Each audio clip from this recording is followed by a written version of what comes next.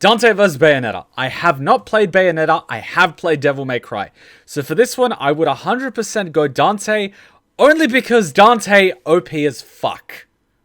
Simple as that. He's fought the equivalent of the devil, he's fought old pagan gods, and he is the closest thing to immortal I can think of. Other than being chopped up into tiny pieces, which hasn't happened yet. I don't know what Bayonetta is all about. I've seen the memes where people compare her to Kojima, you know, being a female Kojima, but I like Dante's odds on this one. So, let's get started with the Dante vs. Bayonetta death battle. Everyone good to go? Good to go? Let's do it. This episode of Death Battle is brought to you by Angry Video Game Nerd 2, Assimilation. Pre-order on Steam right now to save 10% and get the soundtrack free.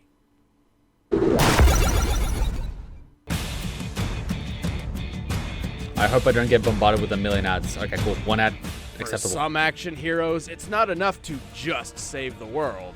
They've gotta look good doing it. Dante, the Devil Hunter. And Bayonetta, the Umbra Witch. He's Wiz and I'm Boomstick. And it's our job to analyze their weapons, armor, and skills to find out who would win a death battle. Take a walk down Slum Avenue and you'll find all sorts of hangouts for the scum of the underworld. The Bullseye Bar, a random strip club, and even a rundown service shop called Devil May Cry. But the services they're selling aren't like washing your car or fixing your plumbing. Oh no! Long as you got the cash, this shop specializes in delivering demonic beatdowns. Who's crazy enough to try making a living this way, you ask? His name is Dante. From the very beginning, Dante's life was always unusual. Born from the unholy union of a human mother and a demon father, Dante and his twin brother Virgil had their first Strawberry supernatural Sundae encounter at the young age of 8. Yeah, see, his demon dad was a badass who single-handedly conquered the underworld and imprisoned its demon emperor, Mundus. But after Dad died, Mundus' minions felt brave enough to take some revenge by slaughtering his family, leaving Dante an orphan. Bummer. Hate it when that happens. With his mother gone and his brother soon dead, Dante was left with only one option: become the ultimate demon hunter and perpetuate the cycle of vengeance. This party's getting crazy. Let's rock. So are they going with Devil May Cry 3 Dante, or Devil May Cry 1 Dante, or Devil May Cry 5 Dante? Despite the dangerous nature of his occupation, Dante always maintains a carefree spirit while dispatching devils of the underworld. It's part of his charm. Hell, when you've got abilities like Dante's, why not be a little cocky? He's faster than the mortal eye can see, strong enough to grapple with the underworld's toughest demons, and straight up man enough to shake off being stabbed through the chest like every goddamn day. That's thanks to his regenerative ability. In fact, all of that is made possible due to his demonic heritage, and made even more deadly by his plethora of weapons. His favorites being his dual pistols and enormous sword. Like any proud weapon owner, he gives his tools of destruction pet names. His guns, Ebony and Ivory, specialize in long-range shots and rapid-fire barrages, respectively. These hand cannons are so powerful, they can each obliterate demons in a single shot. I think that look suits you better.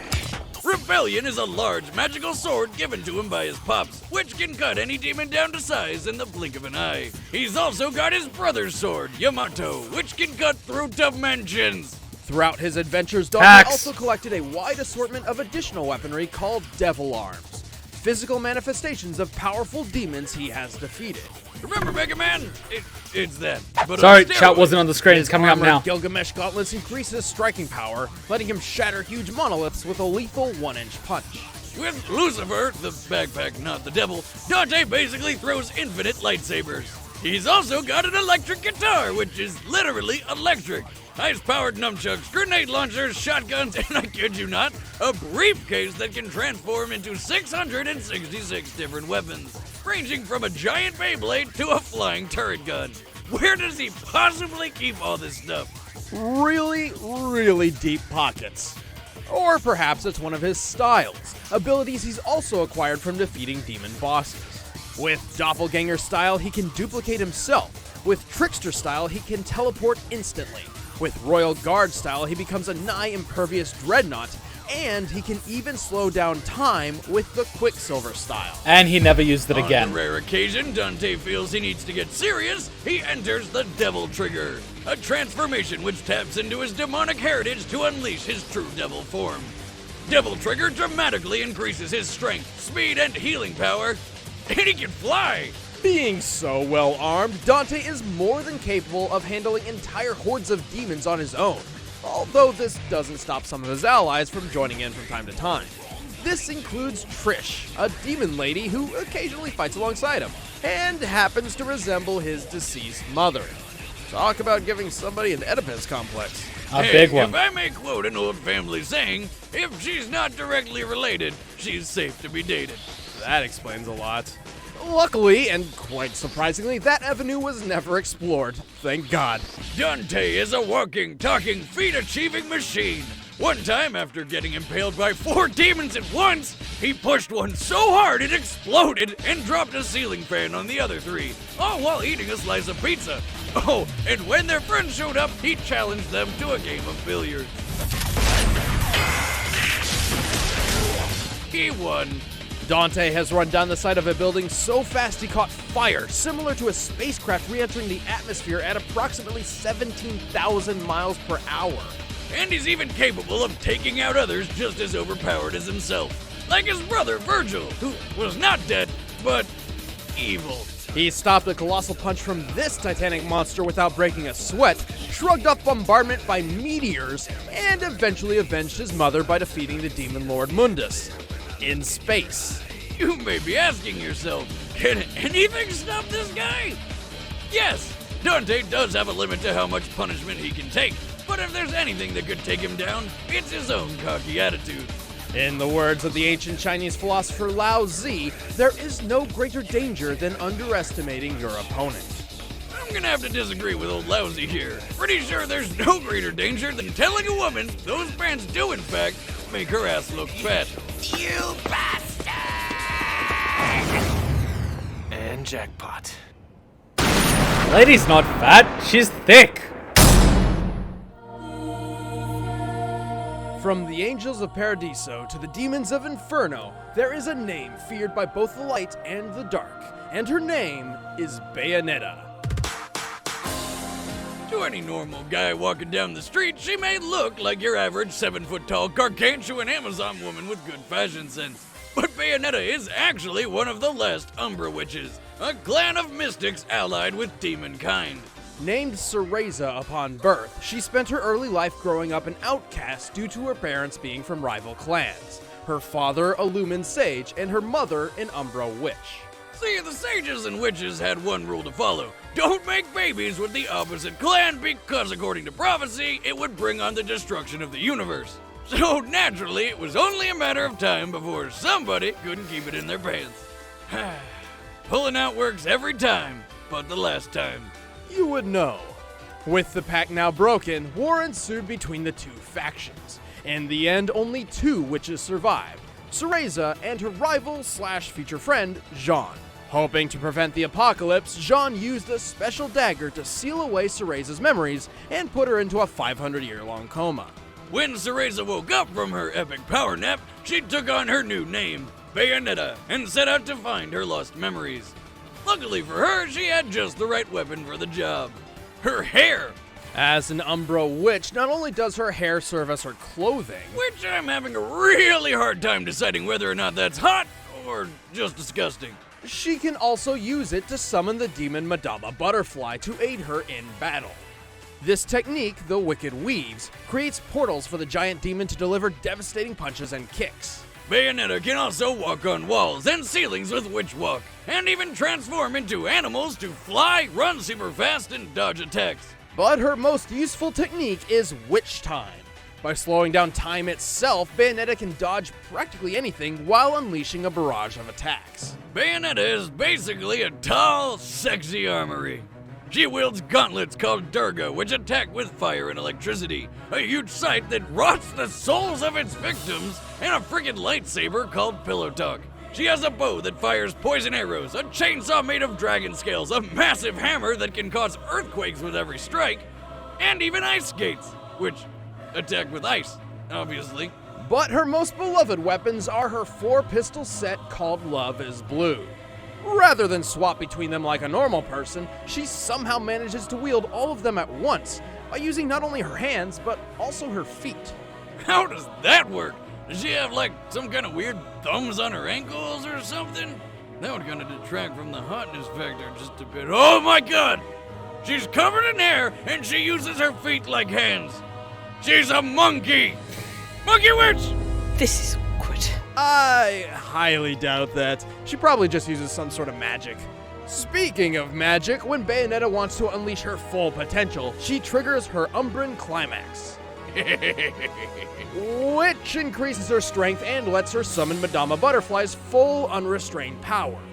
When fully unleashed, Madama Butterfly can shatter huge meteors by headbutting them. Climax. By herself, Bayonetta has pulled off some impressive feats. She's strong enough to kick military jets into the air, headbutt skyscrapers across the city, and even throw satellites with her legs in outer space. But can she take a By hit? the way, she can survive outer space.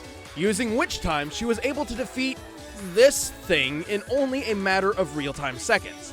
Even without which time, her reaction speed is astronomical. For example, when a Lumen Sage stopped time to position newly fired bullets about 3 feet behind her, she managed to not only turn and identify the incoming threat, but also dodge all 16 of them. Considering regular bullets travel around 2,500 feet per second, she must have pulled all that off in less than 1,000th of a second. And then there's that one time when she killed God. You know, by scissoring her hair with guns and punching the creator's soul across the entire solar system into the sun? Okay, obviously Bayonetta's feats and abilities are absolutely ridiculous, but she is sometimes rather inconsistent.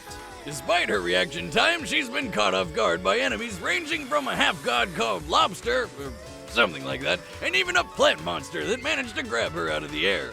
But regardless of whatever weaknesses she may have, Bayonetta's achieved more than anyone could possibly imagine despite being 100% human. Wait, she is human? Dibs. Alright, let's dance, baby. What the fuck? This is beyond ridiculous. Alright, the combatants are set. Let's end this debate once and for all. But first, we made another video game, and it sure would be swell if you buy it. The nerd is back for an all-new adventure. Wait, but wasn't this at the Crush your beginning? enemies. Navigate new puzzles. Fucking helicopters. Giant fucking alligators. Fast fucking race cars. Fucking flaming tanuki balls. And lots more shit. Coming March 29th to PC and Mac. Pre-order now on Steam and get 10% off and the soundtrack free. But right now, it's time for a death battle! Man, she's probably got... the only thing that's really bothering me is just, like, these ads for dresses. Guys, like, where in my metadata did you get the idea to try to sell me a dress? The last thing I bought online were 5 non-ironed business shirts for men. Why are you recommending me dresses?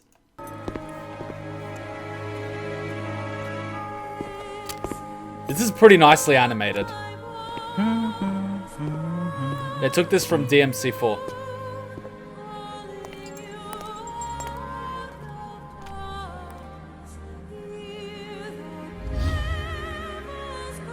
Another wandering lost soul, I see. Why is she British? Whoa. Lost? Nah. I'm looking for something called a left eye. Care to give me a hand? Could be fun. I see. But if you're looking for the left eye, that would either make you an angel...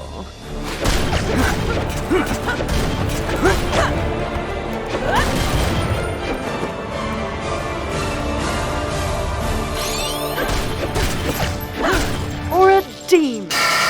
Boy! Get back!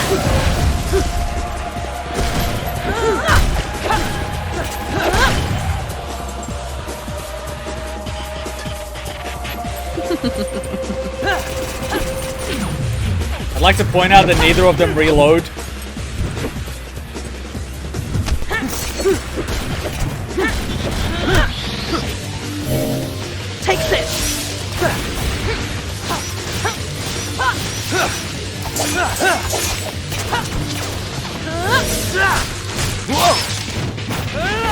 Shoot slow.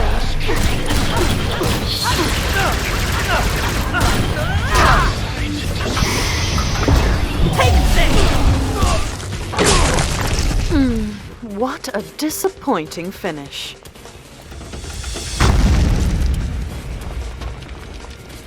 That all you got, sister? Looks like you're more of a man than I thought. Come on! No touching. At least the moveset's nice. What? Haven't used this in a while. Still got it.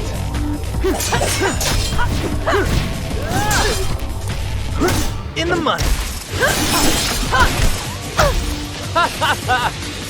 Jackpot. You're a naughty boy hitting a girl like that. You need to be taught a lesson.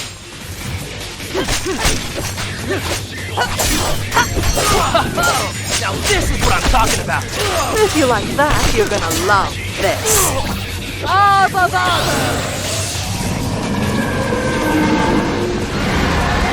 I still don't get that.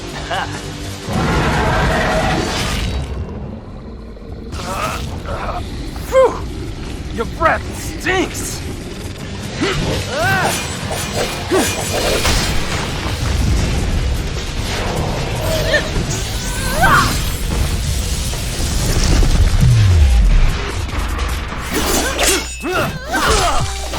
This is where we part ways, love. After you.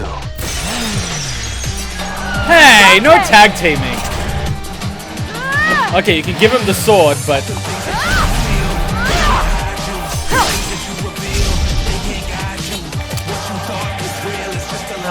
Come on, Trish. You missed. Oh, don't be a baby. Let's finish her off. Jean. Soraya, wait, what? having some guy trouble? Okay, Not that's to fair. worry, I've got this one handled. Wait, we're getting paid for this one, right? Come on. This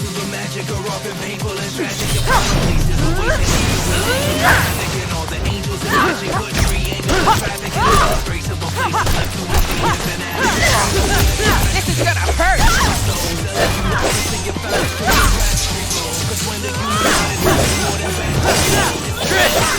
Bye-bye!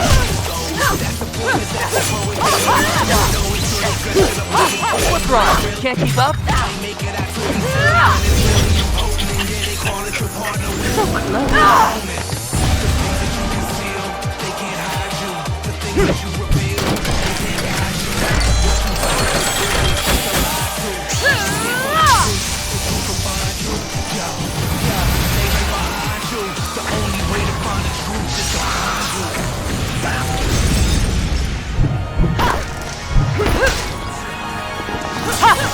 Where did you get that outfit? A thrift store? You're one to talk. That color looks terrible on you. Bitch! Oh, burn. Trish, wait! Best pay attention, boy.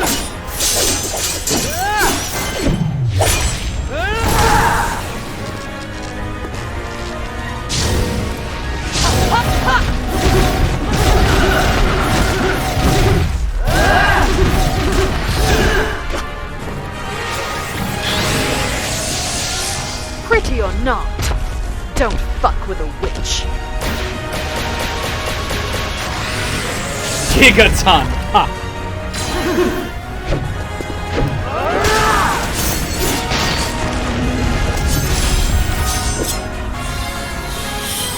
Yamato is just OP. No, that's not possible.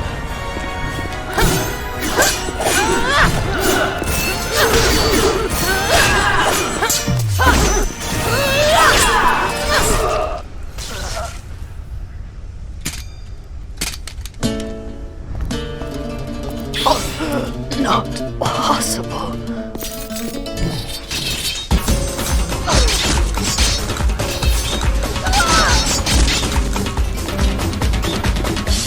Bullseye. So she can't take a hit?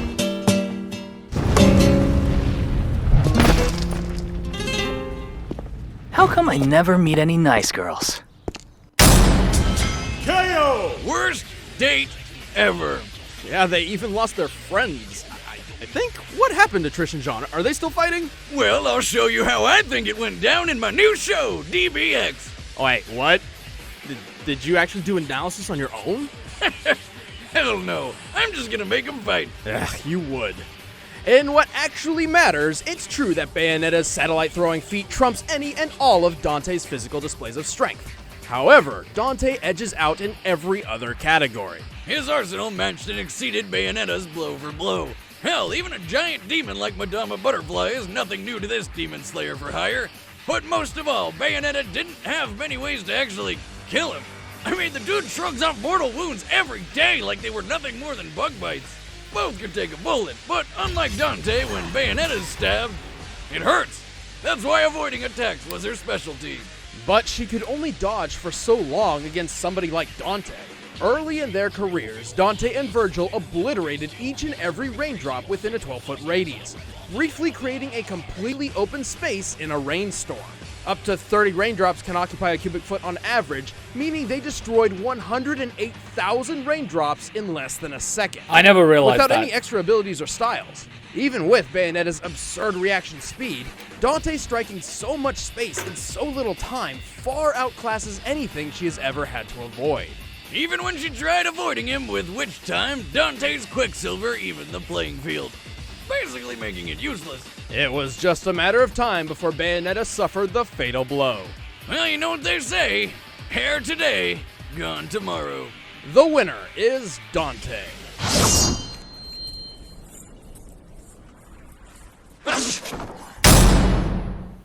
Next time on Death Battle. Bowser?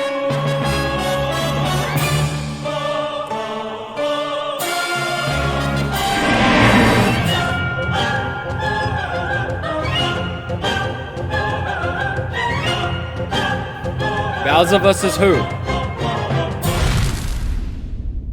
Hey everybody, I'm Chad, I play Boomstick. I'm Ben, I play Wiz, and thank you for joining us for the premiere of Season 3. Okay, so what do we have here? And there's the thing about this battle. There's lots of people claiming that this battle was wrong. Even Hideaki himself called this battle bullshit.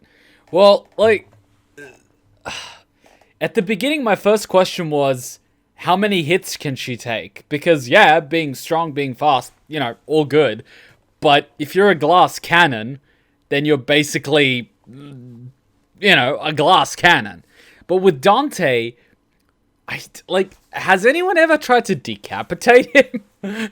You know, I know when he struck Virgil, he didn't completely cut through. I don't know how quickly the body heals. If you try to, you know, cut off a limb or something, would it heal enough in the time the cut's going through to at least hold on? I don't know. I don't know what the rules behind that are, but you get what I mean. Recovery and how many hits you can take does play a big part in one of these things. I don't know who Hideaki is. But also, I don't know, did Bayonetta have more abilities she could have used? Because Dante didn't even use Sparta, so it's a bit, you know. For Bayonetta, this was the biggest fight of her life. For Dante, this was Tuesday. Dante wielding Yamato. Virgil. Wait, that's illegal. Plot twist, Nero wasn't there because he is dead weight. Dante got impaled with a sword. Sword, we will be together forever. Ironic that two demons are fighting in a church. To be fair, someone who uses demons for strength is going to have a problem against someone whose expertise is killing demons. DMC in game, 1000 shots to an enemy. Cutscene, 1 shot to kill a boss. You need to be taught a lesson. I don't see any sort of, like, arguments. I just see people making 1 or 2 line jokes. Fair enough, but no one's giving me anything. Can we just take a second to realize that Dante somehow survived a torture attack and was impaled by hundreds of spikes, including ones going through his brain, but he survives being spiked in the brain? Tell me something if there is canon info that Dante can survive being brain spiked.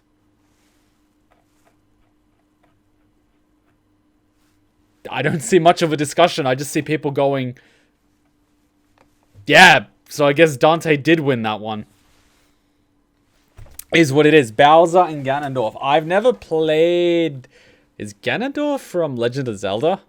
Probably is. Okay. So we've done Dante vs. Bayonetta. Dante wins. Congratulations, Dante. Let's watch this 1-minute video for Has-Been Hotel, and then we go back to the next death battle, which is Vegeta vs. Zod.